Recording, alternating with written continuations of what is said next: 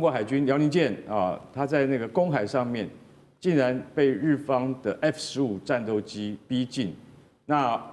歼15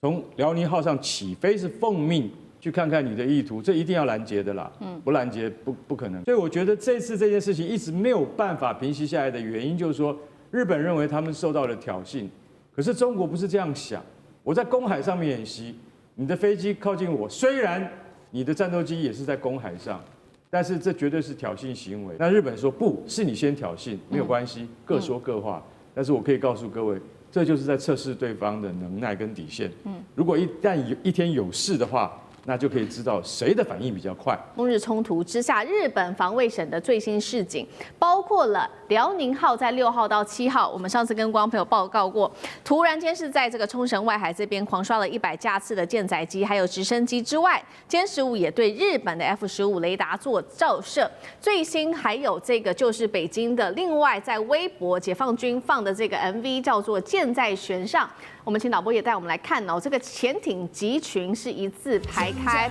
高超音速反舰导弹直接在上演震撼的画面。从画面中，我们等一下也可以逐渐来看到，是从高空有一个垂直下杀的这个砸中靶船的一个画面。专家特别针对了这个影片也做了一个分析，认为这个影片就是在针对美日做警告，也是同时要他们不要干涉台海。而解放军的讯号之外，我们来看到在军事层面还做了哪一些呢？北京最近是成功试爆了它的这个新型的非核氢弹。可以燃烧超过1000度，火球持续燃烧2秒以上，高热加震波可以定向的攻击掩体跟建筑，目的现在说就是要在打城市战中打击台湾的防御能力。节目一开始要特别请教大使怎么看刚刚特别看到的中国大陆公开它的潜艇集群之外，还有这个导弹垂直下杀的一个画面，剑指美日台做警告吗？会不会让台海风险再加剧？大使怎么看？对，我想最主要，中国大陆为什么会亮剑啊？其实这些都是既有的武力，既有的这个新的装备啊。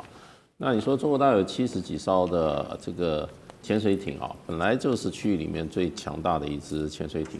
那它为什么要在这个时候啊，把它这个阵势摆开？这个在中国大陆军事术语叫亮剑。亮剑就是当受到威胁，或者说受到某种压力的时候。或者有一些关键时刻可能要发生，中国大陆会先把武器先亮出来。为什么？这个就亮剑，就是让你评估，免得你会做错误的判断。也就是说，你搞不清楚中国大陆现在武力到什么程度，那就先告诉你，然后呢你自己评估，免得有这个武器，结果对方也不太清楚，或者说故意搞不清楚，然后呢做了一些挑战，然后发生冲突以后。那冲突一定会造成损失，所以大陆的战略是先让你知道我的武力在哪里，让你自己评估，让你知难而退啦。那我想它最主要还是针对日本，因为这个11月7号高市早苗的这个发言啊，那事实上的话是对在陈平时期对中国大陆那么公然这个等于就是说要做出行使武力的威胁。那这个中国大陆事实上的话，当然就一定会强烈回应。另外一个就是说，对于过去其实从2016年就开始的日本的再武装，那到现在，那么高市早苗的极右势力上台以后，他不但这个对中国大陆进行武力威胁，明白表示说他要干涉台海未来的发展啊。其实台海两边他都知道不是日本的，都是属于中国的。他事实上他的所有的文件都承认，对，1972年、1978年，他都认为台湾是属于中国的，对，所以就变成就是说，那他现在就是管你是中国还是哪里，他就是要干涉，而且就是说你发生事情的话，我就要行使怎么样这个所谓的集体自卫权啦。那这个情况之下，中国大陆是认为说这个那么日本的高市早苗政权，事实上正在把日本的军国主义的这一套这个整个的思维跟做法上，在高度的怎么样复刻，而且高速往军国主义的这个方向去推展，那另一个方面就是说，另外一方面，2次大战以后所建构的整体的国际秩序，日本是一个挑战者，他不愿意接受，在领土的安排上，在对日本这个国家的约制上。因为2次大战这个联合国的宪章事实上有所谓的什么敌国条款，也就是这一些当时的这些发起战争的战败国，他不能够再恢复军国主义的作为。那德国不能恢复纳粹主义，日本不能恢复军国主义。如果恢复军国主义的话，敌国条款就说那个时候的5强国家，联合国的5强国家可以不经过所谓的这个安理会的授权，就直接对日本采取这个军事行动。所以这些情况之下，中国大陆最近就把它的这个高超音速武器，而且是对这个水面上的这个目标进行这个攻击的这样子的一个镜头就播出来，而且也很罕见的把这个潜艇浮上水面，一个舰队展示出来。那这就是亮剑，最主要就是亮给日本看，然后要震慑日本。那然后让日本知所节制要不然就是说，如果日本再往这个路上走的话，那未来跟中国大陆一定发生武力冲突。那么另外一方面，日本现在连非核3原则也都要放弃。对，那日本变成一个核武国家的话，那东亚就永无宁日了。好，现在整个东亚其实陷入在蛮紧张的一个态势当中。日本它这个时候亮剑刚刚提到了嘛，高超音速武器还有他们的潜艇之外，其实呢，东京这个油门持续的踩下去，让日中关系现在被预估是跌到了10年来最冰点的此刻，因为他现在正式的，这是最新消息，今天的新闻启动了40年来最大的军备扩张。我们来赶快看到这个消息，是他在台湾周边打造的飞弹群岛，沿着大约是160个岛屿组成的琉球湖线，陆续在这边新建各种的阵地，包括了反舰飞弹阵地、雷达塔、弹药库、电子战的设施，要吓阻大陆武力威胁。来自于日方的说法，而在台湾的东方，只有大概110公里的与那国更被打造成最前线，被当作是火力哨站，等于把战场也推进在台湾跟大陆的家门口。这一波飞弹群岛化是真的能够吓阻大陆，还是把东亚推向另外一场军事战争当中？干哥怎么解读？因为与那国岛距离台湾是最近的，才110公里，所以你在上面做什么事情、动什么手脚，那都会被当作焦点来看待。那最近呢，因为他们在与那国岛已经真的就部署了雷达站，其实与那国岛本来是没有军队的，但以现在严格来讲的话，也不叫有军队。他们的那个海军陆战队最多是部署在冲绳，也就是说在琉球。所以与那国岛距离台湾这么近，你在上面真的放上飞弹的话，那就是挑衅。目前我们所知道是石垣跟宫古这2个岛。的确有12式陆基对舰飞弹已经部署上去了。那他们部署上去其实有2-3年的时间，可是与那国岛不一样，你如果真的部署上去的话，那就验证了高市你的台湾有事论，台湾有事，日本就有事，你就印证了你的野心在哪里。所以40年来最大的军备扩张，你可以从他一些很小的动作里面看出来，它是真的还是假的。那这次在那个就是说我们在中国海军辽宁舰它在那个公海上面，竟然被日方的 F-15战斗机逼近。那歼十5从辽宁号上起飞是奉命去看看你的意图，这一定要拦截的啦，不拦截不可能。可是通常以前我们在看美俄在冷战时期的北冰洋的对峙。苏联的轰炸机飞过美国航母舰上空的话，通常是不会开照射雷达的。那中国这次就很果决，开了照射雷达，就我告诉你，我已经照着你了可是开照射雷达到了开火控雷达还是一段距离。就算你开了火力控制雷达之后，还没有按下按钮，那就是第3步。所以说，从照射到开火控到真正发射飞弹，其实还很遥远。那是一种自卫、宣示自卫的一种权利，所以我觉得这次这件事情一直没有办法平息下来的原因，就是说日本认为他们受到了挑衅，可是中国不是这样想。我在公海上面演习，你的飞机靠近我，虽然你的战斗机也是在公海上，但是这绝对是挑衅行为。那日本说不是你先挑衅，没有关系，各说各话。但是我可以告诉各位，这就是在测试对方的能耐跟底线。如果一旦一天有事的话，那就可以知道谁的反应比较快。那与那国岛老实讲一句，是我们注意的一个焦点，就是说，再过个几个月，他们对于他的防御跟攻势的加强，是不是正如中国的观察家以及台海两岸的观察家所预判的？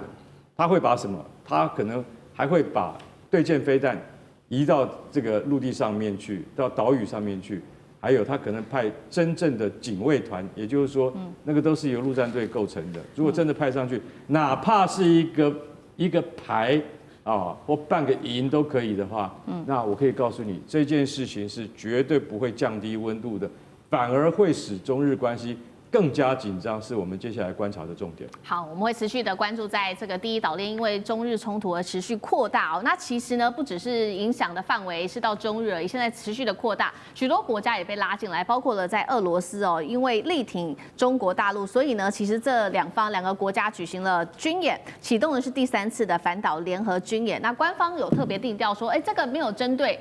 任何国家，包括了第三方哦。那美国，我们来看看美国的态度呢，现在是如何？美国在这个时候敏感时机，突然间战略态度改了一个方向，最新修订的是他们的国家安全战略，而且比较特别的事情是不再把俄罗斯列为直接威胁了，是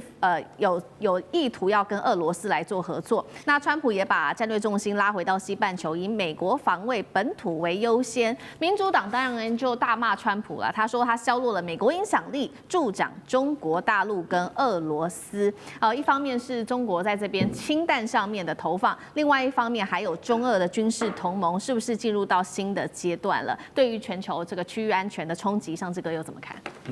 美国这次这个所谓的安全战略的这个白皮书发布，它当然真的是对于美国长久以来的这个全球观，它还是有很大的调整。当然，特别大家关注到说美国跟俄罗斯以及美国跟中国之间的关系。那在此延伸之外，也不得不说，在俄乌战争之后呢，中俄跟俄罗斯的这种紧密，所以无上限，包括中俄的所有历来签订的这些高峰的所谓的全方面的这个合作是难以想象的。我想其实尤其体现在最近对于日本这个部分，前阵子我们看到说中国方面公布了这个过去的这个氢弹是一个历史性的这个当时氢弹的这个试验的画面。对，那因为其实中国大陆有很多的，包括核弹的试验，其实都没有公布。作为一个无论是在情报的机密上，或者是说也不想引起全世界很多的敌对或恐慌，但是呢，这次披露这个历史性的，虽然是个老的氢弹，但是我想它最重要的重点，它很明显，它是直指对于日本的压力。现在对于中国大陆的很多有关军事的消息的散布。很多人都解读说他是不是乱枪打鸟，就也要警告美国，也要警告什么？其实不是哦。大家要记得，中国现在对于所谓这种军事上的舆论性的应用，它其实都是有个特定的行销讲 TA 哦，它要针对谁？比如说，它现在锁定的就是日本。那在日本背后的部分当然是台湾，也都是直指的这同样的一条这个水平线来讲，就是它是有连带关系。然后再往后面，可能是包括对美国的一些警示；再往后面，当然是对全世界当中军事的这个宣告。所以在这个概念之上，我们讲，特别是中国大陆现在，因为他们都一直传出他们有非核氢弹，有时候他没有需要用过去核弹的这些包括放射性的物质，就可以做到氢弹这种引爆跟杀伤力。那这一块，大家在这一次的氢弹的画面公布之后，其实是浮想翩翩的。对，而且特别是跟俄罗斯之间的关系啊，当然我们知道中俄关系的紧密，我们特别要看一下。在今年的部分，因为9月上旬，也就是才1个多月前，俄罗斯已经正式由他们的第一总理丹尼斯宣布说，他们要把手上当中对于宽体客机的重引擎，也就 PD-26，那这个部分是现在中国大陆做不到的哈，就未来要做C929。这个重引擎发动机要整个包括它的复合材料，包括它的发动技术，要全部都要卖给中国。你要这个东西其实对于中国，我们知道中国现在确实在军事能力上当中，很多发动机自己做得到，可是，在航机上，因为它的思路跟流体设计不一样，俄罗斯把最重要的东西，包括它未来研发的东西，都要跟中国分享。所以我们可以看到中国跟俄罗斯之间的这个紧密关系，从这个点我们去看出。而且不得不说，这是日本引起的争议当中最快出来指责日本，而且就历史的这个罪人的定位来指责，就是俄罗斯。所以特别是在北方四岛的部分呢，其实俄罗斯也，你说配合中国吗？有很多的部分的军事的这个巡演，所以对于日本在北方四岛、北海道之外，也有产生具体的军事压力。所以这军事压力，中俄现在确实是在日本的北方跟日本的西边在黄海地区来讲，这个夹击的力量确实比较重。中日的战机这一回真的是擦枪走火了，现在说距离战争只剩下最后的一步了。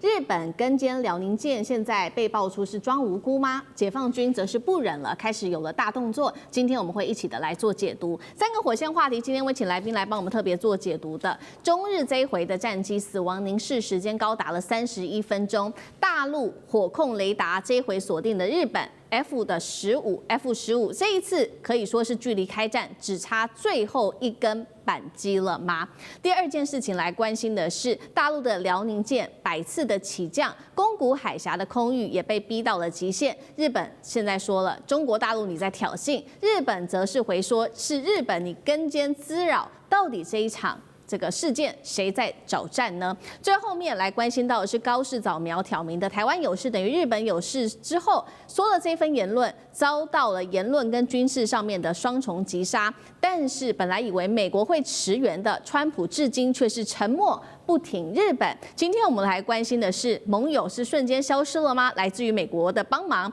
日本会不会被迫独自要面对中国大陆？今天都会一次的就这些议题来做解读。我们来赶快关心刚刚特别提到的中日离开战真的只差最后的一小步了吗？最新消息赶快来看到是日本的防卫大臣小泉进次郎突然间在这一天是7号的凌晨召开了紧急记者会。小泉进次郎是这样说的，公布了一场在冲绳东南方的上空发生的这一场危机，罕见的主动公开，他说是在冲绳外海上空，而且是濒临战争的一个事件。赶快来回顾当时发生这件事情的整个状况，是在12月6号的16点32分到35分之间，辽宁舰起飞的这个歼15对执行紧急升空任务的日本 F-15进行了这个是火控雷达的照射，紧接着非常的紧张18点37分到19点08分这30分钟，又对另外一架的日本 F-15也遭到了火控雷达持续的来做锁定。大家在关心说火控雷达到底是什么？等一下我们也会请专家来做解读。简单的来说，就是战机已经瞄准准备开火的一个重要信号了。就像我们比喻这个电影《捍卫战士》里面这个警报狂响的那一刻，你就会知道你已经在对方的枪口下了。这一次我们看到中国大陆对日本长达31分钟持续锁定，被外界形容是这个叫做死亡凝视。另外一方面是辽宁舰的战机加直升机在6号到7号2天内起降了破100次，专家是这样形容的。中国大陆解放军只差最后一步就会爆发战争了，已经不忍了，真的是这样吗？节目一开始要请吕舰长来带我们看中日这一次的争议，距离开战真的只剩最后一步了吗？中国选在这个时间地点亮出了火控雷达，是这张底牌吗？舰长怎么看？究竟什么是火控雷达？它其实就是射控雷达，那它的英文叫做 Fire Control Radar， 所以你要翻译成射控是 OK 的，你要翻译成火控，其实更贴近美国原来就是英文的用法那其实我们在发射飞弹之前呢，都要先建立瞄准线。所谓的瞄准线就是 line of sight， 那其实也就是射控雷达的照明。照明之后就锁定，然后接下来发射飞弹才会建立另外一个，也就是射线的部分也就是line of fire 的部分。那这两个部分呢，也就是刚刚讲的，为什么大家会认为开启射控雷达是死亡凝视，也就是我已经在完成瞄准的动作了。那现在大家在讨论这件事情不过我们要先想到一件事情，其实一般来讲，无论是海军或空军都不会任意的开启射控雷达。为什么？因为其实现在所有的无论是载空机或者是水面的舰艇，它都有非常多的这一个有关于无线电的接收装置，你只要一发射一锁定的时候，其实你的电磁参数也就暴露了。那如果说我们看到这一次的这个位置啊，如果按照这个小泉他宣布的这个，也就是防卫大臣他在开记者会的时间的话，应该是在这个转向往东北的方向。为什么？因为其实我们看到它这个辽宁舰，它穿越宫古海峡往东南，这个都是经常发生的事情。但是唯一不同的，也就是它这一次，它在这个冲大东岛这一个以西的位置，它就已经北转，向东北转。那向东北转的话，其实更接近冲绳。这个是对于日本来讲，他觉得他有一定的一个威胁，所以他就立刻起飞战机来。那也就是我们刚刚讲到说，有关于这一个射控雷达的部分啊，它一共我们讲到，刚刚主持人也直接告诉我们了，开启了时间。那但是呢，我们这样讲，其实2013年1月的时候，其实这件事情也就发生过，不过那个时候是舰艇发射的。那这一次呢是战机发射的。那战机为什么发射那个这一个射控雷达的讯号？其实我们来看一看哦，美国或者是日本在遇到解放军的各型舰艇，包含航母舰打击群的时候，他们是怎么样一个应对？我们可以看到，在2021年的时候，他们是如此应对，也就是他们认为说，这没什么，而且他为什么穿越这整个的一个打击群的一个平位，然后进到这么近的距离，大概就是不到3000码的距离啊。那这个是我们看到美军其实它是一个比较挑衅的作为。那我们在之前呢，也就是在去年的1月的时候，我们看到这个是南昌舰，它得到了10代楷模。那它为什么得到10代楷模？其实跟这一次的感觉其实可能很像啊。也就是说呢，来了2架的外国的战机，然后不断的逼近，那也就是他们开启了舰上的系统。那这是我们讲到说上一次10代楷模的事情。那这一次呢，对不起，是航空母舰打击群。那当然，航空母舰打击群它不是当场起飞，它是原来就有载空机的，也就是我们讲到的 CAP， 也就是雷达的这一种巡弋的在空巡弋机。那我就直接的派这个1批2架次直接去拦截，而且我们其实要特别注意一点，它其实在视距外就已经被锁定了。意思是什么？中国大陆其实是非常的对于这件事情，他已经非常的有他的警觉心，而且他绝对不让类似我们刚刚看的那个伯克级驱逐舰，他的舰长翘个腿，然后在那边然后做这个如此的事情啊。那这也就是我们讲到说这一次的事件，其实代表它真正的含义，也就是中国大陆的这个编队，它应处已经不像过去了，然后会比以往来的更为强硬。好，中国大陆已经蓄势待发。那针对这一场战事，有人说是不是一触即发？现在双方中日双方则是互控，是你先挑衅的。我们来看到大陆方面说什么，还有日本方面又说什么。先来看到日本的小泉进次郎是立刻痛批说，中国大陆的动作是极度危险的。那首相高市早苗也强调说，我们冷静，但是会坚定的来应对。外务省也直接就召见了中国大陆的大使来强烈的抗议。中方的国防部长张晓刚则是强烈的反击，他说：“我们辽宁舰在这个宫古海峡以东训练是符合国际法的，日本你才是恶意跟监。”然后也指控日方多次的派他们的 F-15来闯入演训区，痛骂日本是贼喊抓贼，倒打一把。这个辽宁舰百次的起降，中国大陆跟日本现在互相在痛批对方，到底是谁在挑衅？委员怎么解读？不能那么单纯的从挑衅或者反挑衅的角度来看。双方面在这个区域在干什么？为什么解放军的舰队要在这个位置进行演练？那个是最标准的宫古海峡封锁战跟宫古海峡反封锁战。这个宫古海峡，如果先从日本要封锁宫古海峡这种意图，以及它的部署，那中国大陆如何去突破这个宫古海峡的封锁战？我们来看一下哈，宫古海峡怎么被日本封锁？宫古海峡的位置大概就是在应该在这里，这是宫古海峡的位置在这里，在这里。然后以日本可能部署的提防导弹，假设在没有导弹基地的4国部署提防导弹，它的攻击范围，这最内圈的是标6的攻击范围，最外圈呢是战斧导弹的攻击范围。因为这种提防导弹啊，是这个提防系统是用标6再加上战斧导弹，所以战斧假设它打1600公里，涵盖的范围就是涵盖整个宫古海峡，涵盖整个宫古海峡。所以解放军特别在这个位置里面做演练，就在这个位置做演练，所以表示解放军要突破宫古海峡，然后这个如果必要的时候，日本军队配合美军要封锁宫古海峡，所以解放军演练地点当然选在这里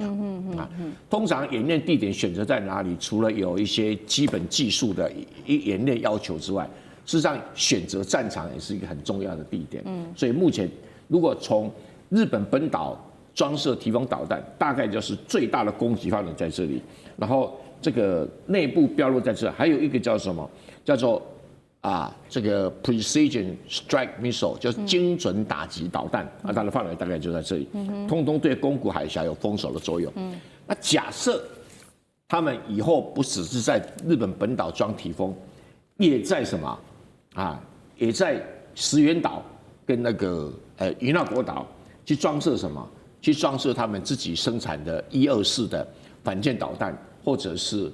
这个034的防空导弹。034大概打这个，那12打这个，你可以看得出来，宫古海峡在哪里？就在这里，就在这里。所以解放军在这里演习，也就是都是它的打击范围。那通常导弹的打击范围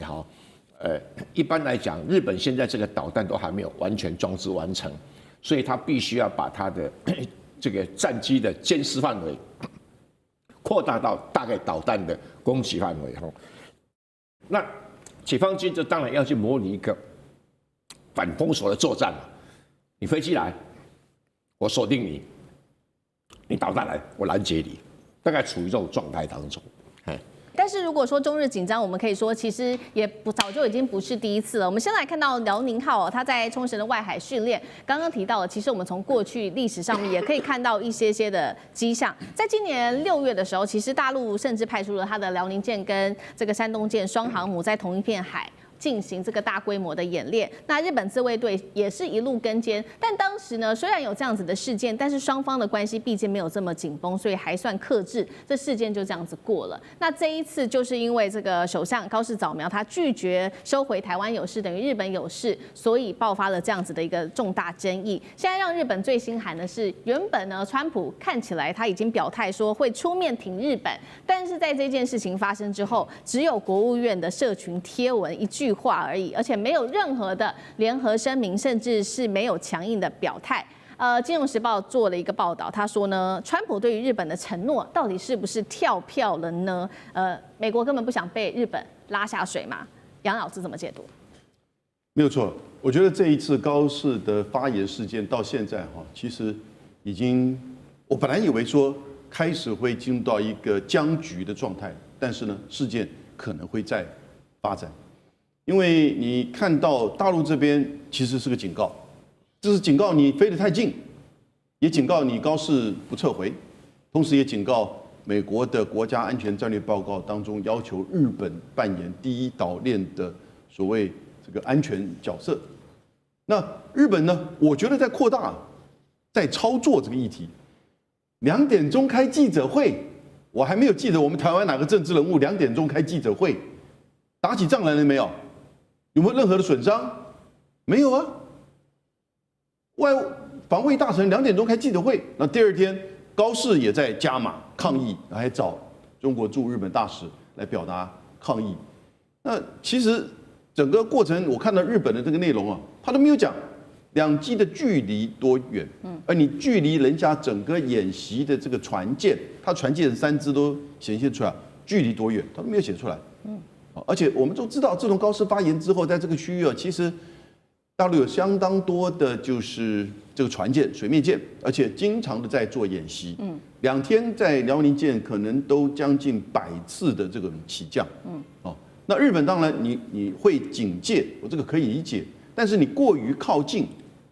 当然要受到警告。比方说，去年7月的时候，日本有一艘驱逐舰叫梁越号，它跑到浙江的门口，在那边监视了中国大陆的演习，结果呢，跑进去领海里面20分钟，大陆这边抗议啊，日本不理，所以到8月24号的时候，大陆一艘运9的这个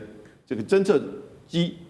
侦察机就在日本九州外面的男女群岛这边旋外海上，然后进入到领空15分钟，日本就把它做，你看中国军机侵略日本领土，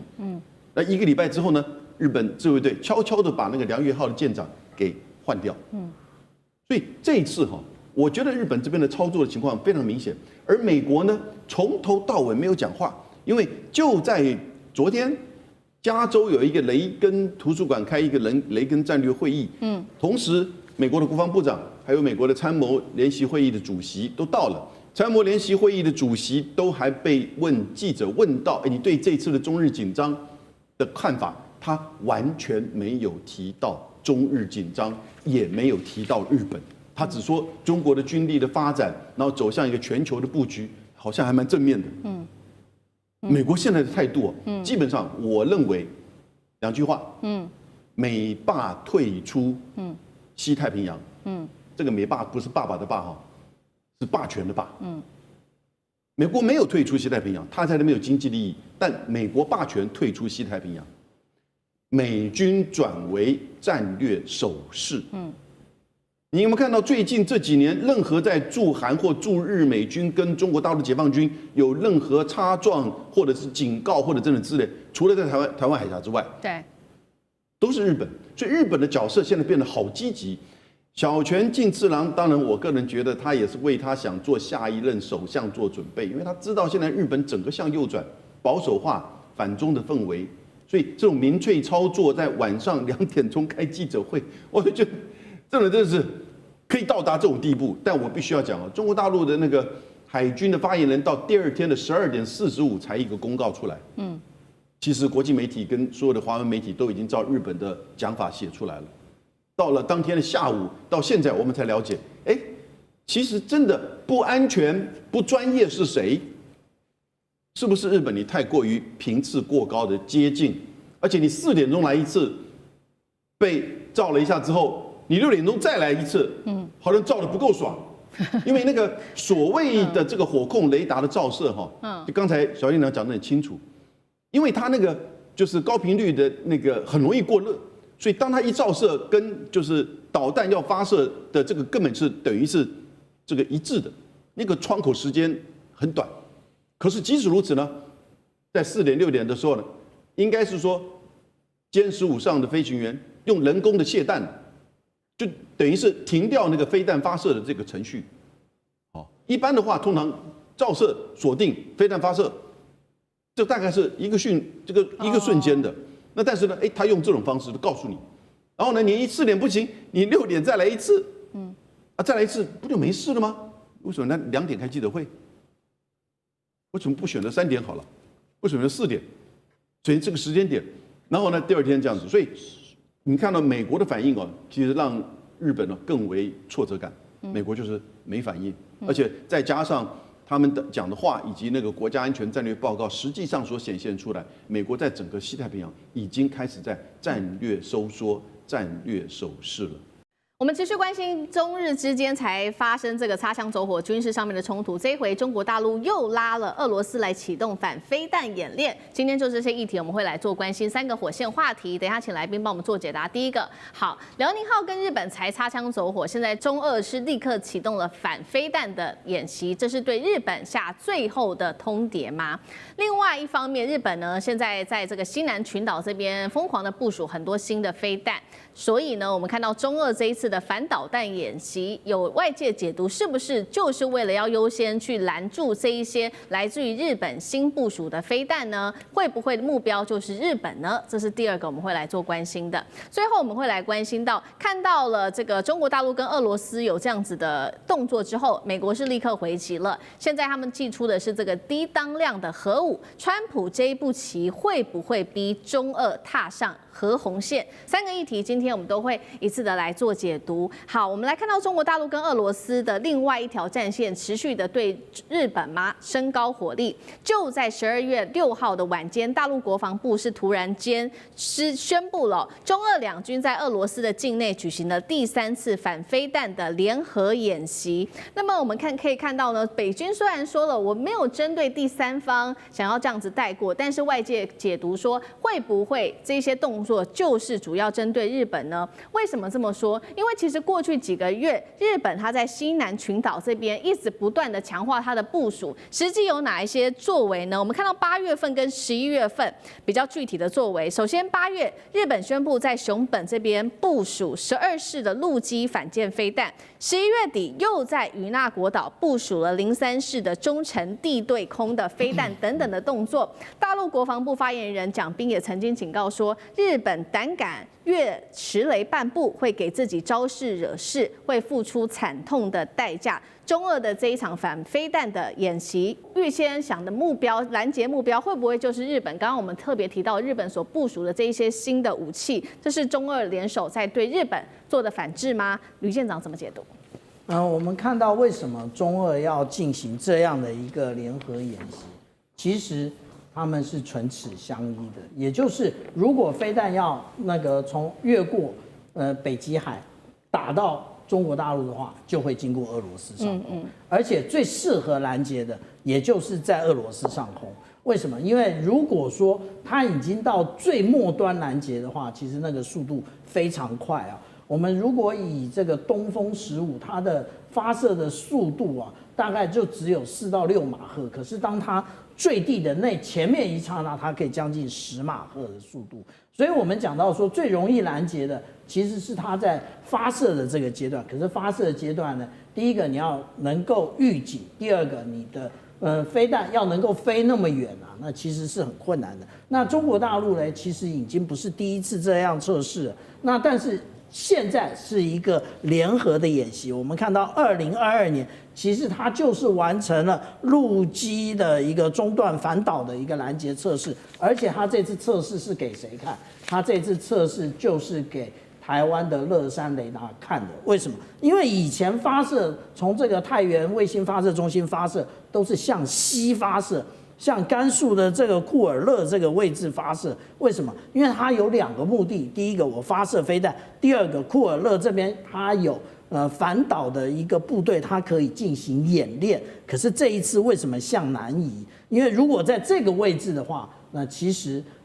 过于偏北，乐山雷达没有办法掌握，他就故意往南。那故意往南呢，偏南，让乐山雷达看个清楚，这其实就是一种威慑的方式。那这个呢，也就是我们看到库尔勒，我刚刚提到说，他有这一个飞弹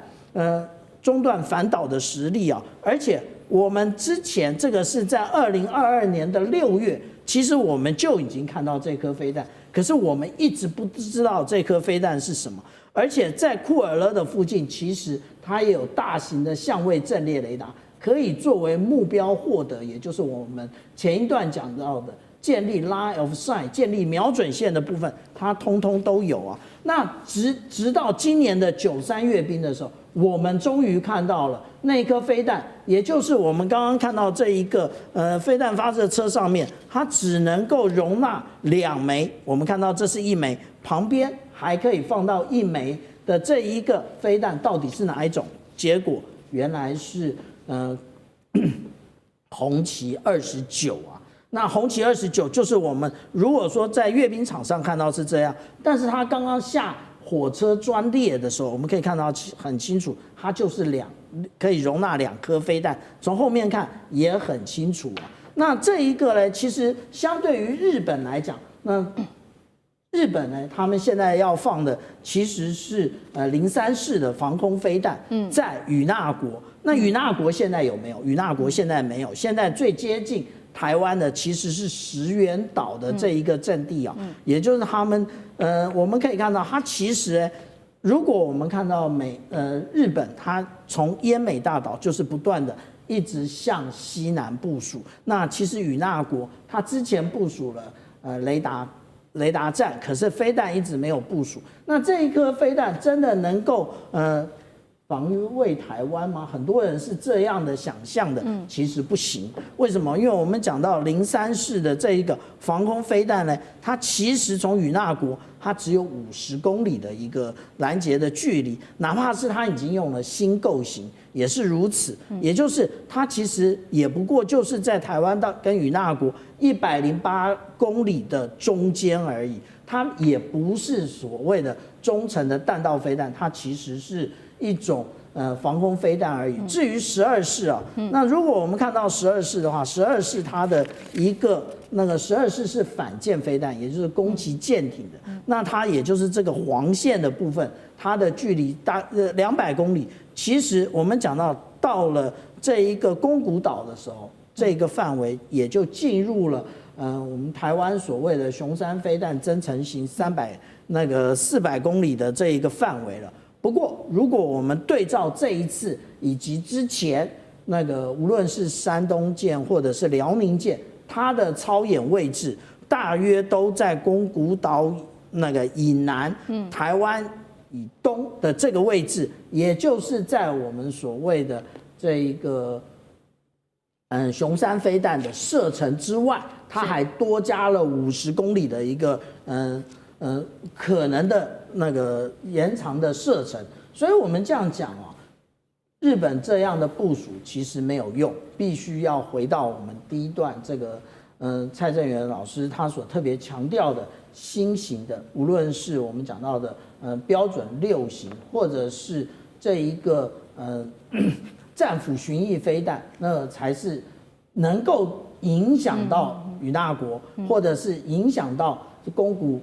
古岛的宫古海峡的这个部分。但是美国在这里面的态度就变得很重要了。是好，我们看到，所以日本不断的强化在西南群岛这边的飞弹的部署，所以呢，中俄看在眼里，也这一次祭出了这一场这个反飞弹的演习，除了是给日本有一些威慑力之外，也是警告台湾哦。那针对于这一场演习，其实路透又在背后做了更深一层的分析，他特别讲到说，其实中俄的这一场演习，它不是普通的军演而已，因为它其实这当中涉及到非常高的机密，像是这些高度敏感的雷达侦测，还有这些数据链的共享跟拦截程序，都是属于战略级的军事合作。那中俄这一次其实已经是时隔8年再次的启动这个反导联手，背后这个路透也解读了2大目的，就中俄的2大目的，第一个就是跟美国做一些展示，说中俄我们是可以对抗美国的飞弹的。好，第2点就是要来反制川普的金琼，中俄的联手就能够拦截美国的战斧跟这个义勇兵3型弹道飞弹，还有金琼吗？杨老师怎么看？我通常觉得这种矛盾之争哦，矛方面呢，攻击的方面其实是占据了比较优势的。尤其你在这个盾，现在在反飞弹3个有名的嘛，一个已经做出来就是以色列的铁穹，第2个是美国想要做它的金穹，第3个是赖清德想要做台湾之盾，后面2个都还没有出现。可是铁穹其实已经受到考验，你看了这一次。以色列跟伊朗之间彼此在飞弹跟无人机的这种相互的攻击，后来它的铁穹系统基本上就已经没有办法应付了，所以以色列的都市呢受到很多的攻击。川普为什么去打伊朗的核设施？就是救以色列，铁穹已经没有办法了。那你再讲金穹，金穹做的其实不只是在反飞弹系统啊，以前讲的国家反飞弹系统啊等等之类的，或者是雷根时期的星战计划。它其实一个星弹计划的放大版，它还包含卫星、太空感测器、拦截器，还有呢巡弋飞弹、弹道飞弹、高音速飞弹、无人机，整个这个系统。那我们也后来在上个月相关的报道，美国这边呈现技术、人才、经费3大问题，能不能做出来一个大的问号。不过这里面重点跟这次中俄的反飞弹有关的是，当川普1月宣布金琼系统的时候啊，5月份石破茂就说日本要参加。那你说上一次中俄8年前是在哪里做？是在北京做联合反飞弹训练，那是2017年针对什么事件？韩国要部署萨德飞弹，所以今年1月份金琼，5月份日本表达要参加，那一定已经开始在这个合作。所以呢，当技术跟钱跟人才的问题，其实日本就会帮助美国。那当然金琼就会涵盖到日本的这个层面，也就是甚至核子保护伞相关的反飞弹的系统都会在日本本岛以及到它这个冲绳跟西南诸岛。这个是一定接下来会走的。我觉得日本接下来从450亿的预算增加到900亿哦，中间很大一块会在这里。可是你出来要问这个冲绳人就会问了：我们这些岛屿，这个中国会来打吗？来打不就是打日本、打美国吗？其实，然后你做了这么多，但你做了这么多的一些防卫跟飞弹，你反而变成一个招引人家来可能发生军事冲突的所在。那因此，这也就变成冲绳人其实很反对这个东西。对。那你说到巡弋飞弹或者义勇兵3型，6兵3型是1970年设计的，射程14000公里。他在10月份的时候又做过一个测试，打到那个太平洋的马绍尔群岛那边去，但没有装任何的武装。所以他现在又在做新型叫哨兵型的这个飞弹，那都是洲际型的弹道飞弹。洲际型的弹道飞弹要拦截，其实有它的困难度，因为它通常都是搭载核子武器的。而你如果没有在发射的前端或终端去拦截的话，你到尾端拦截其实效益并不大。所以你往往是在中间的时候呢，在这个太空轨道的时候，因此呢，金琼它就是针对这一块。那中国大陆跟俄罗斯在做的反飞弹呢，目前主要还是针对比较是战区型的。我的感觉是如此。那有没有进入到全球性的反飞弹？那可能是他们下一步会合作的目标。好，所以我们看到日本的动作频频哦。这个除了增加军事预算之外，也配合美国加强这个军事上面的武装。那确实不只是日本而已，美国自己也在不断的加强，而且他这次想要做的是核武装，为了就是也是看到中俄不断的加强他们之间的联合关系。那这一次呢，我们来看到最新的报道是来自于美国媒体的报道，说呢，美国正式宣布了会跟当地的通用电力一起签署，这个是独家的合约哦。研发的是核武装的海射巡弋飞弹，而且是低当量的，比较有精准、有限度的来压制敌方，就会对中俄带来多大的战略威胁呢？为什么是低当量？委员又怎么看？所谓低当量就是1万吨 TNT 以下。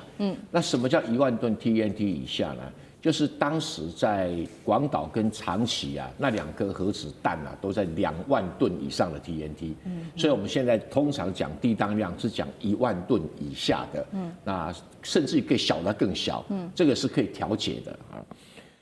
那为什么美国要发展这一款新的这个所谓的海射型这个巡弋核导弹呢？它的全名叫 CSL， 是 Sea Launch，CM 是 Cruise Missile。Cruise Missile 巡弋导弹，后面加 N 就是 Nuclear Armed， 就是核武装的海射型巡弋导弹。是这个巡弋导弹它装在什么东西啊？它理论上是要装在水面船舰跟潜水艇，但是水面船舰它能装的只有伯克级，目前计划已经取消了，全部要装在潜水艇上面。那我们把美国的潜水艇简单介绍一下，它分成这个所谓攻击型潜水艇跟这个战略型潜水艇。攻击型潜水艇过去是不装核弹的，它全部都是核动力，但是不装核弹。然后战略型是装核弹，那战略型装的是3x级核弹，那个是个长程这个核弹。那长程核弹除了你要打人家的大城市，意义不大。所以他们为了补足，现在想要发展这一款 SLCM Sea Launch 的 Cruise Missile，做什么用呢？要装在 Virginia 跟洛杉矶级。为什么？因为现在这种没有装弹道导弹的这种攻击潜水艇，主要3种，一个是维吉尼亚级，一个是洛杉矶级，一个是海狼级。那维吉尼亚级最多大概是有24艘，那洛杉矶级大概是23艘，但是洛杉矶级比较老旧，还在淘汰当中。然后海狼级有3艘，但是它的成本太高，所以目前大概没有计划装在上面。当然了，我们刚才讲 Ohio 级都是战略型的这个核动力潜水艇，这种战略型核动力潜水艇啊，它原则上有18艘，可是有4艘拿去作为特种作战跟防口作战用，所以它也没有办法装这一款。但是 Ohio 级的这种弹道导弹的这种核弹装置也没有办法装这个，所以原则上它是装在维吉尼亚。如果24艘都装这种导弹的话，对什么地方非常有用？台海战争。它目的就是台海战争，也就是他刚发表的国家安全这个策略报告里面讲，要增加对中国的核威慑。那这种核威慑让中国在战略上产生一个选择上的困难。如果这个你找不到它的核潜艇，当然核潜艇呢，不管从哪一个角度，从日本方向、菲律宾方向、这个关岛方向，任何一个方向发射这种核弹啊，这种所谓海射型核弹，你预先没办法侦察到，那没办法侦察到，它可以攻击在台湾海峡的任何解放军的船团，啊，那攻击解放军的船团呢，你不晓得什么时候攻击，所以解放军的考虑就是说，第一个，我如何避免攻击，我有没有办法做到找到你所有的这个潜水艇，不太一定，那你就会冒一个被攻击的危险，第二个，你如果被攻击的时候，你如果反击，他在海下，你根本没办法反击。然后你没办法反击的时候，你唯一的选择就是要攻击他在冲绳跟日本或者菲律宾的基地。那攻击他在基地的时候，美军接下来就攻击你的沿岸，从上海、宁波、厦门、汕头，甚至于到海南岛，他这个攻击你的海军基地。那这样的话，核战争就爆发了，因为你接下来大陆也选择要攻击上关岛。甚至于攻击到夏威夷，好，那这个核导弹就爆发。因为你大陆本土如果被核导弹攻击，即使低当量的，一定也要攻击洛杉矶跟旧金山嘛。哦，这是一种核相互平衡的一个威胁哦。所以他的目的是用这个方式来阻却解放军进攻台湾岛。那同时呢，用这个方式展开对日本的核保护伞。这核保护伞是用来安慰日本跟韩国，你不要自己发展核子武器，因为日本如果废弃了无核3原则，他挑战的对象不止中国，他恐怕他挑战对象还是美国啊，所以美国总是要留一个。但这些东西真的，他讲了一堆俄罗斯，其实跟俄罗斯一点关系都没有。你打俄罗斯哪里？这个俄罗斯没有打日本啊，对啊，所以顶多你是弄北韩，那北韩你这个。太大动作了，没什么特别的意义，所以基本上很明显的，它针对台湾海峡设计的。100艘共军的舰队已经悄悄的压境在第一岛链了，北京还是零宣传，沉默大军整体逼近在西太平洋地区。美日台现在全面紧绷哦，太平洋版的古巴危机难道会正式的？此刻要引爆了吗？今天都会一起做关注。好，今天3个火线话题，我们会带观众朋友先来关心到的是，来自于这个100艘解放军的军舰，现在可以说已经整体压境在第一岛链了。等一下，厉将军会带我们来看，包括北京，我们现在要来了解它到底在下什么猛棋，而且媒体在中国大陆的媒体方面是完全沉默，没有做任何相关的报道的，非常的神秘。等一下来做关心。解放军这一次出动，包括了它的空中有3舰客，还有海上的神盾舰052D， 打造第一岛链外海最强沙阵吗？最后来看到的是，难道太平洋的版的古巴危机会重演吗？美国在这个时候会做出怎么样的抉择？赶快来看到这是最新消息，12月4号来自于路透社的最新报道。刚刚讲了，大陆的媒体是没有报道的，所以我们看到来自于路透社的报道，就是中国大陆在本周在第一岛链已经部署了超过100艘的海军舰艇，还包括了在海警船都有。一路是从黄海的南部一直到东海、南海，都可以看到各种的武器深入在整个西太平洋地区。90艘目前仍在西太平洋这边很活跃的做活动，执行针对外国船只的模拟攻击演练以及操演区域拒止等等的行动。台湾国安局长蔡明彦同步证实，确实共军在西太平洋有4支的海军编队正在活动。路透社也特别指出了，部分共机的舰艇跟战机都已经开始对外国船只进行刚刚讲的这个模拟攻击以及拒止的行动，目的都是要来阻绝美军的增援，要来封死第一岛链。赶快来看到下一张图，等一下会请厉将军带我们特别来关心第一岛链的要冲。我们今天会从北到南，一直看到几个重要的地点，不管是从大隅海峡到这个普格拉海峡，一直到这个宫古跟巴士海峡，都可以看到解放军的武器。如果解放军真的有眼转战，会如何来做进攻？这个有关于战情，我们请厉将军来带我们看。思敏给我的作战任务由眼转战。是指挥官受命后，第一件事情要做任务分析。任务分析第一件事情要确认指挥官的作战任务，还有我军要如何部署跟行动。作战任务第一个分析就是这个要决定自己的有几个任务，哪个是主要任务，哪个是次要任务。好，这是第一个我们做任务分析要知道的。那各位可以判断，好，如果这时候这个台湾有事，然后就是日本有事，那现在如果说你是战场指挥官的话，你会优先你的任务优先目标是日本还是台湾？我想大家显而易见，应该就是以台湾为主要任务。好，这个是次要任务。第二个来讲，我们在讲兵力运用方面，一定要讲究集中与节约。好，在集中方面要打击，在节约方面尽量用拘束。那如果说日本跟台湾哪边来讲，我集中兵力的地方，现在如果说是这个我是东部战区指挥官来讲的话，有上百艘战舰受我指挥，这种状况下，我一定集中兵力来打台湾。好，那日本方面来讲的话，我就节约兵力，我不用很多的兵力。那第三个，我们讲拘束与打击，将次要的方向你一定要拘束住，让日本动不了，让日本不敢动。这个时候，让他没有办法来支援台湾的作战，这时候我才能够用全力打台湾。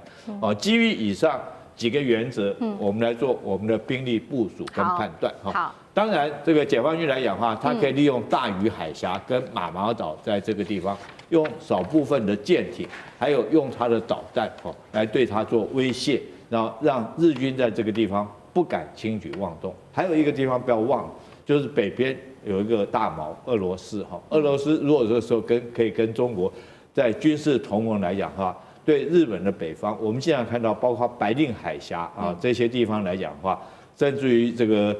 北海道这边，如果俄罗斯在北边有所动作那甚至于朝鲜那边有所动作来讲的话，我相信日本会被拘束在这个地方。这时候高市早苗或这个他们的这个小泉我相信这时候一定不敢轻举妄动。那第二个来讲的话，我认为会用的地方就是这个以这个他的舰队一定会出这个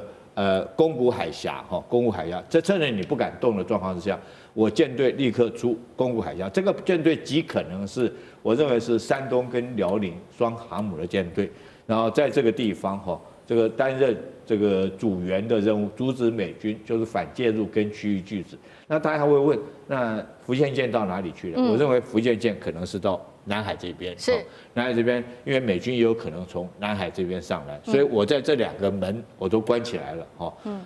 这南北这个东边这个门跟南边这个门我关起来，北边这边我用一部分兵力拘束住日本，让日军不敢轻举妄动。这时候我就可以集中我的全力因为这边海峡只有200公里宽，在这种情况下，不管我的是075在075，我几艘075在西边海域，076部署在这个地方，因为它有电磁弹射的无人机，可以担任制空作战，也可以登陆作战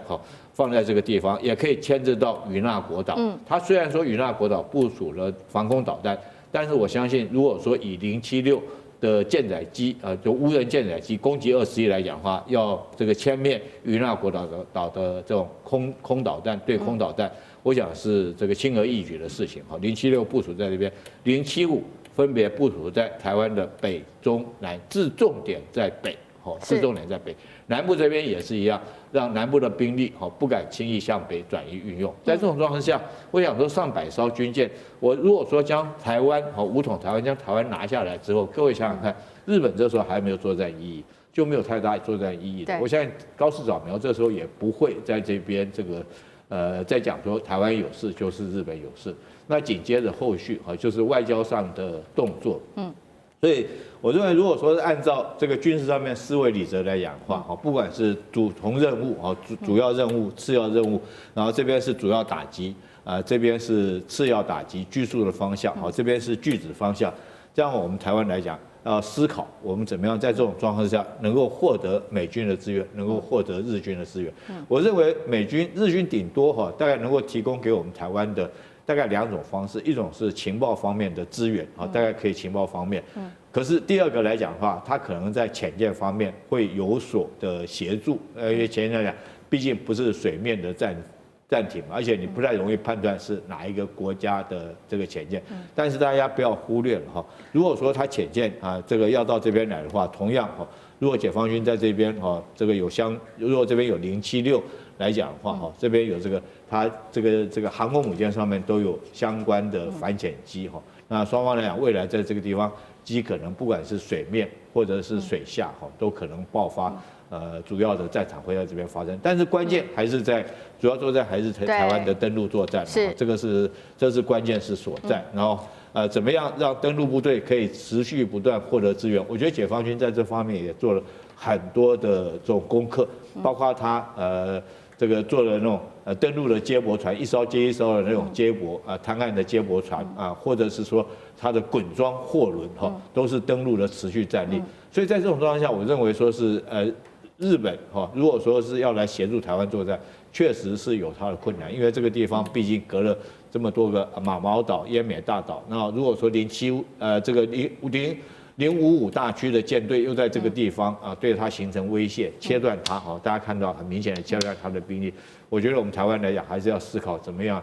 在没有外援之下独立作战。好，谢谢厉将军。现在刚刚将军带我们看到的是整体解放军，如果真的发生所谓的武统，那可能的作战想定。那另外一方面，其实我们看到解放军这一次的大回的动作，其实包括了海空都有非常多的武器。我们今天也要特别来盘点，总共是海空出动了哪一些武器？来自于路透社的最新报道，同时央视干脆也直接点名了，包括在空中有出动3款武器，大家叫它3剑客，攻击11、歼20跟它的歼16。那么在海上同样呢，则是出动了中华神盾哦。这一款是这个052D， 那么它是新改良款的052DM， 在今年呢，至少我们已经看到它成军了5艘以上。比较不一样的事情是，它改良之后有哪一些比较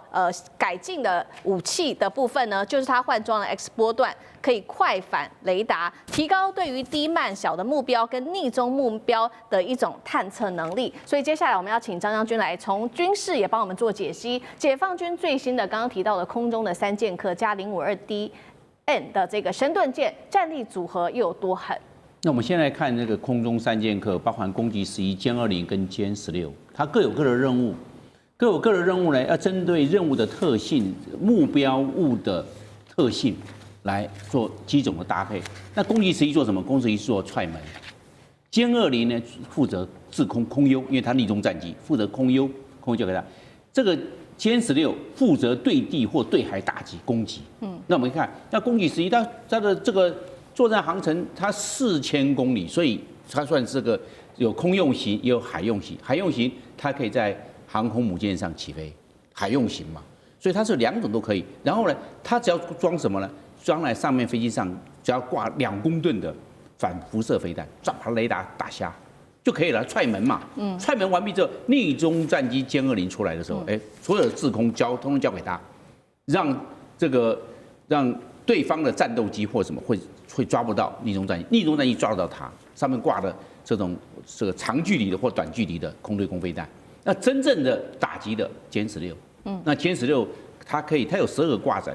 最大的满载是12公吨。你要打个折，你打仗的时候不会说12公吨挂得满满的，大概挂个8公吨差不多了。那可以挂鹰击6两、鹰击83，我就看它要针对任务性质啦。鹰击6两或者鹰击83的性质，专门做对海打击。因为为什么？因为讲到了第一岛链，你从这几个海峡，宫古海峡或巴士海峡，或者是那个中国海峡。这个军青海峡，它这个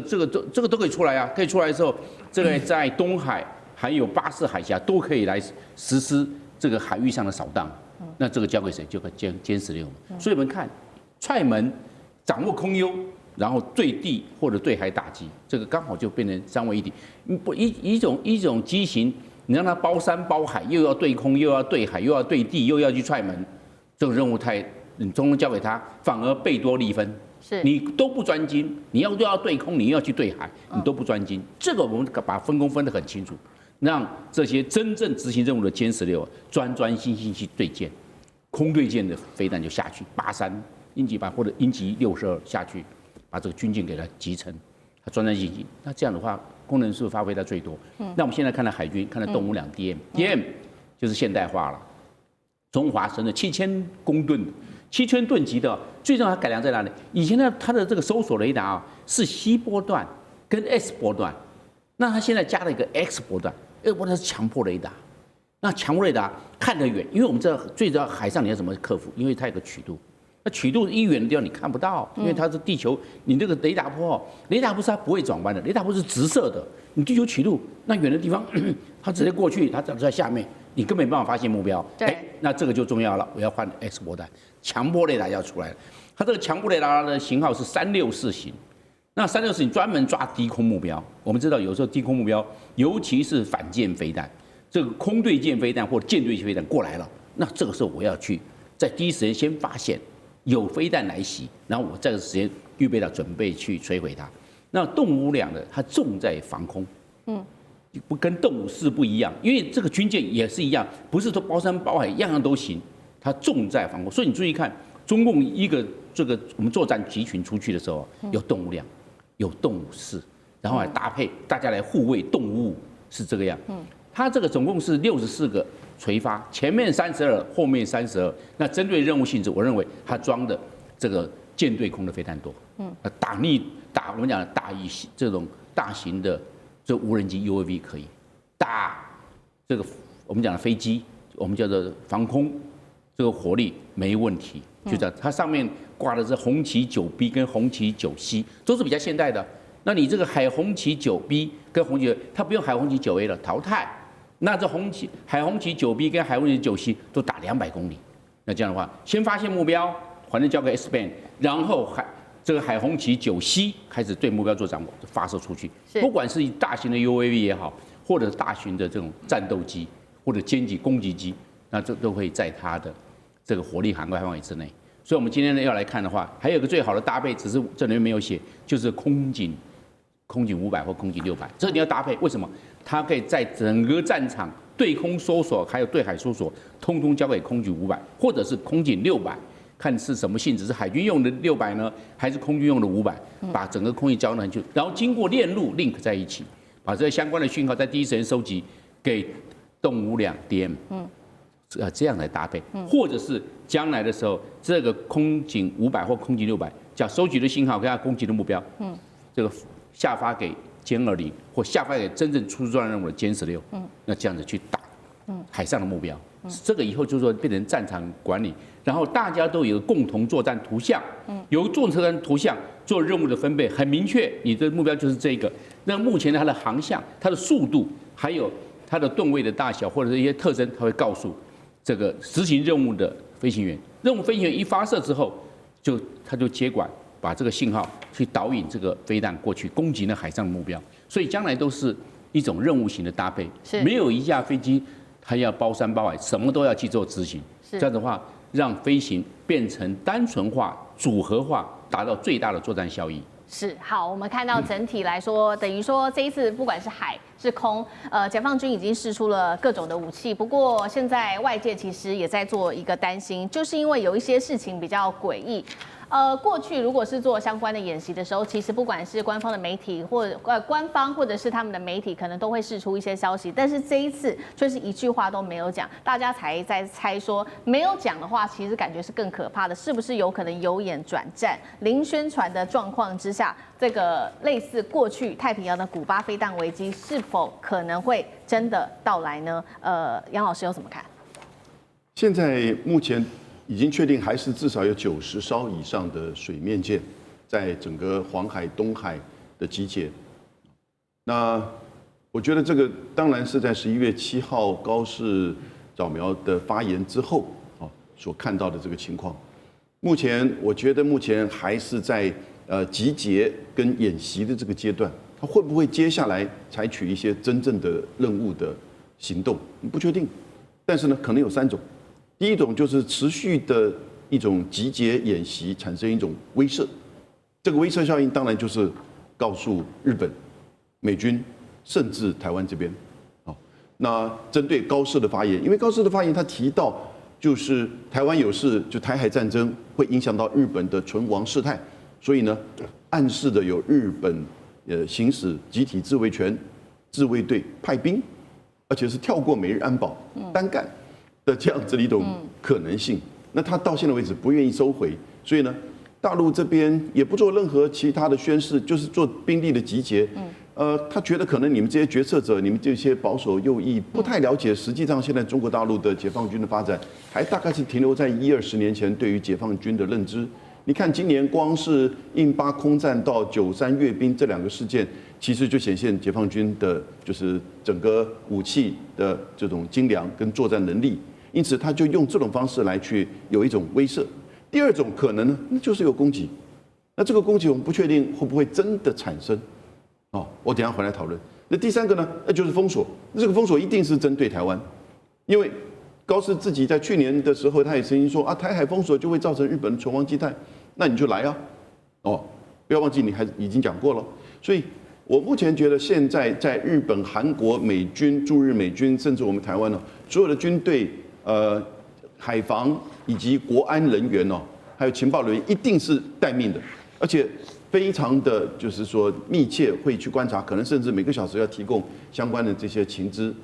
然后一段时间他立刻要做一些研析判断。我觉得目前军事层面判断这个比较是维持在威慑的这个效应上，但是你要做最坏的这种就是说打算，因此这样子的一些怎么打算呢？你当然可能要待命，可能要因应相关我们刚刚提到的这些情况的出现。不过我个人觉得大陆这边目前没有其他的理由说这么快速的由演转战，但是呢，也要看日本这边的反应。那所以你看到这几天高市就开始不断的在退回原点做修正，可是大陆这边觉得你是这样在这个推脱，你在搪塞没有真的这种就是诚意要去收回，以及面对这个问题你讲错话，然后你事实上美国都不支持你，因为美国觉得怎么你走的前面，要我来帮你收尾啊？那这样子的一个情况产生，川普还打电话给高市来去敲打。所以现在我觉得紧张的情势是很高了那让日本这边也了解到，自卫队这边一定都会每个小时不断的讯息到防卫省，防卫省到官邸，官邸到高市，告诉他现在大陆在那边90艘水面舰集结，你一定要谨言慎行。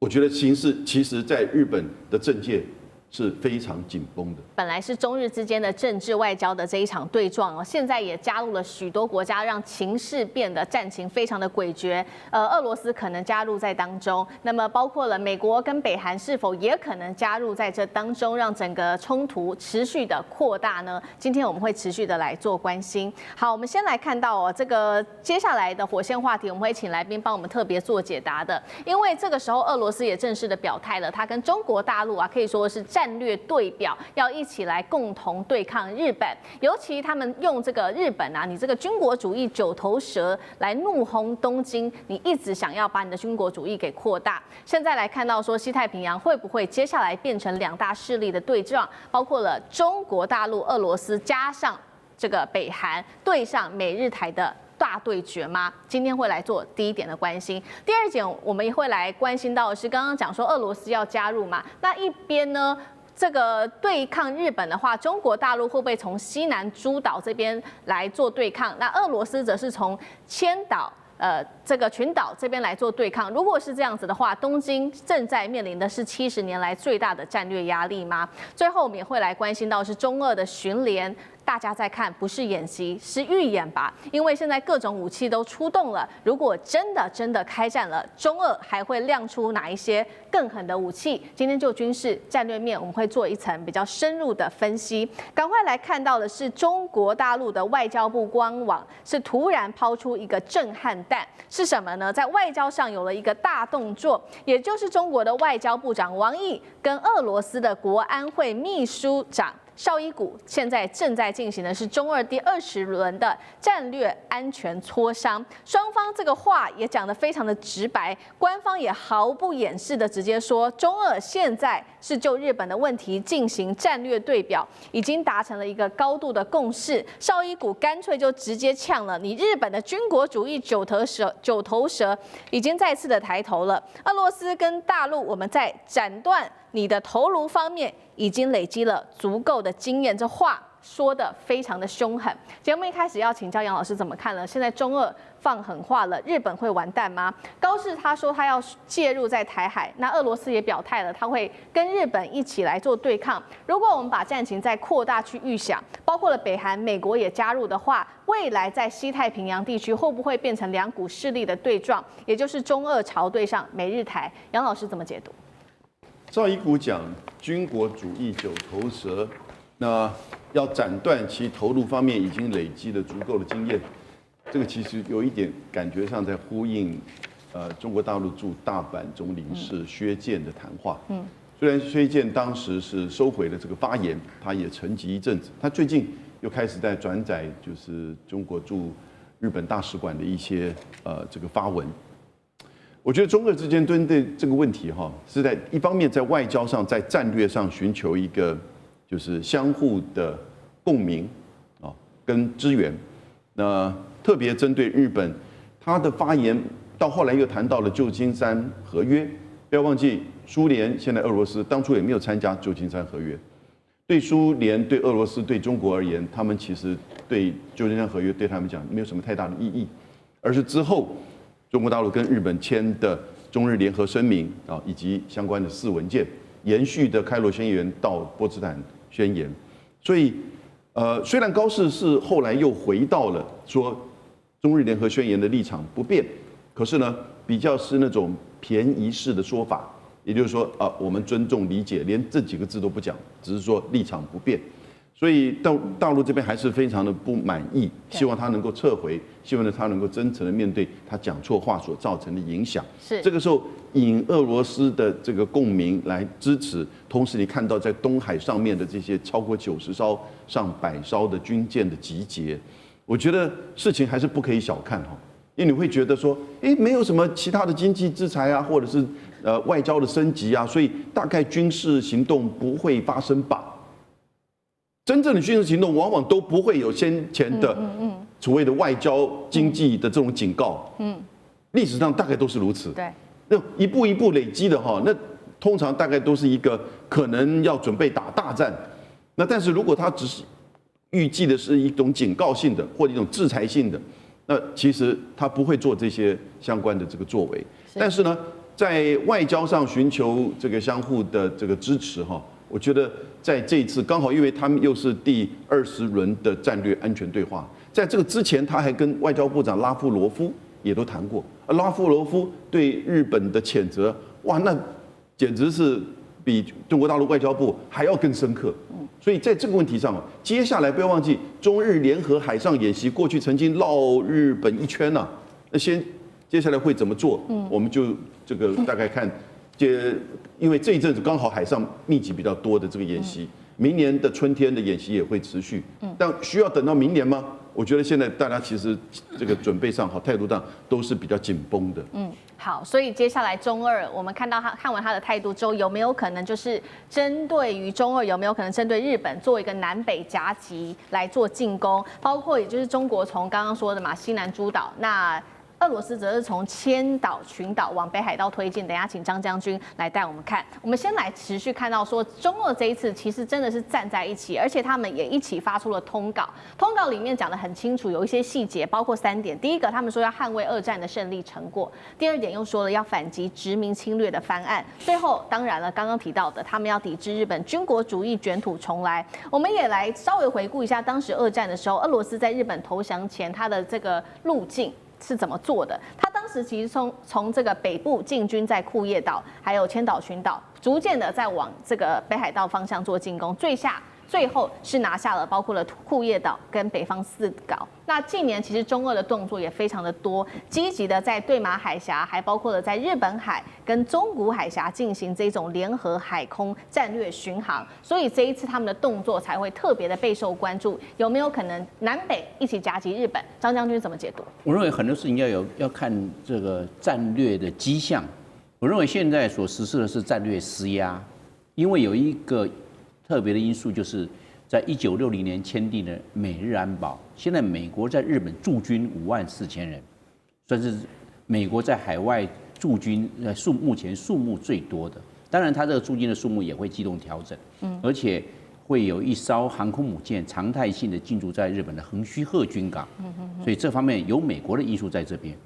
那现在来看的话，中国大陆会对日本的施压，我认为先从战略施压、极限施压着手。那这会有3步走、3个手段。第一个，海空联合演习，海上大兵力、军舰，然后甚至有空中。那这种海空联演完毕之后如果强度要增加的话，变成火力演习，做实弹射击，舰对空的飞弹或空对舰的飞弹、反舰飞弹，大家来说实施，有没有这种可能？我认为就是海空联演，这是第一个步骤。第二个步骤，中国的这个远海编队它会通过战略水道，那个战略水道包含宫古水道，还有对马海峡，也是战略水道，还有北边的军青海峡，这也是战略水道，还有北边的中古海峡，这也是战略水道。它会这远洋编队通过战略水道，这个什么向日本施压，也是，然后同时3个水道同时穿越。这个强度增加了，3个水道都有中共的军舰，这个打击群穿越，这个就是战略施压。我认为这是第2步骤。第3个，我认为他会派一个排级的兵力、小兵力上钓鱼台，直接上钓鱼，因为钓鱼台主岛只有3.16平方公里，都是那个岩石，没有办法。但是这个南小岛跟北小岛，尤其是南小岛，它的拳头山跟拇指山之间，那块平地可以有一个排的兵力可以进入那个地方，连级就太多了，是这个样，那就进驻到上岛了。对，我的兵力进驻就是一个排级兵力上去，对，看日本人敢怎么样。这个我认为这3步走就会对日本做个测试，这个也就是战略的极限的施压。但是如果是这个中国大陆又跟俄罗斯对日本这边动手的话，我认为要从两个方面来着手。第一个，中国大陆负责封控西南诸岛，因为西南诸岛从安美大岛、这个冲绳现在我们叫琉球，还有包括的这个八重山列岛你包含蛇环岛、包含与那国岛这些，那这些中国大陆我们讲的封控这些因为它靠海空运补跟你封控在那边，因为这个不属于日本的领土，中国可以这么讲，因为在2次大战的这个波茨坦宣言按照开罗宣言跟波茨坦公告日本只限于北洲4国、九州、北海道这4个大岛而已，这个西南诸岛不是他的。那中国大陆会做这个迹象就要来了，我们就要升温了。那第2个呢，那个最后一个才会对4大岛，就是刚刚讲的本州4国、九州、北海道实施军事行动。这是最后。所以我们看它会这个层次，它会慢慢升高。